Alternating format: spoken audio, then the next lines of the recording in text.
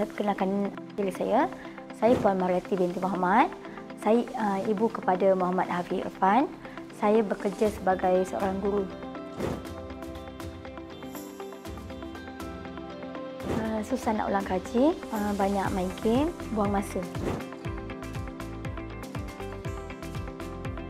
Waktu santai, diorang tak ada waktu fix untuk belajar. Diorang boleh sambil tengok TV ke, kadang-kadang diorang main.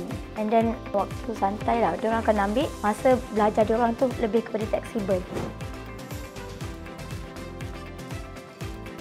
Okay, anak mula mengenali LRP melalui daripada YouTube daripada tahun 2020. Okay, bila mereka mula menggunakan aplikasi pandai ni, mereka anak-anak semua dah gunakan aplikasi pandai. Mereka berlumba-lumba, pertama nak ranking yang ke atas, kemudian nak kejar reward tu, nak tebus token. Kalau bila mereka dapat selesaikan sesuatu tu, dia rasa seronok lah. Dan kalau diorang tak tahu lagi, buat pengulangan untuk jawab soalan-soalan tertentu.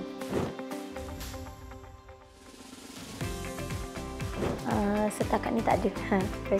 Setakat ni mereka tak ada nak kata stop ke apa, mereka masih seronok menggunakan dan berebut nak guna aplikasi pandai ni.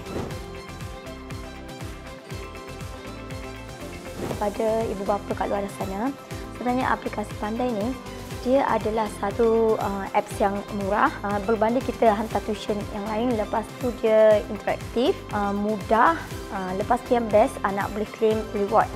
Senang je nak pandai.